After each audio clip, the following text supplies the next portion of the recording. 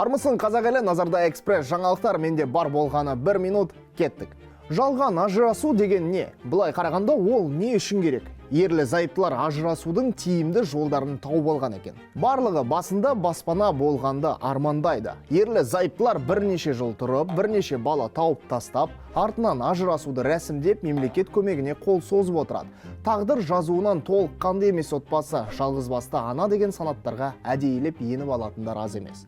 Жалпы елдегі статистика ажырасу бойынша Нұр-Сұлтан мен Павлодар алдыңғы қатарда екен. 1000 тұрғынға шаққанда 3,6 коэффициент. Ең төменгі көрсеткіш Түркістанда 1000 тұрғынға шаққанда 1,3 коэффициент. Отбасылық психолог Ержан Мырзабаев ерлі зайыптылар ажырасуына не себеп болуын айтып берді. Ең бастысы бір-біріне көңіл бөлмеу. Көбіне ерлер әйелдеріне шаруаны тапсырып қояды. Бірдеңе қылып анамның көңілін тап, немесе анасына келінді тәрбиеле деп. Психолог ер адам көбірек үйде болу керек дейді. Әйелі мен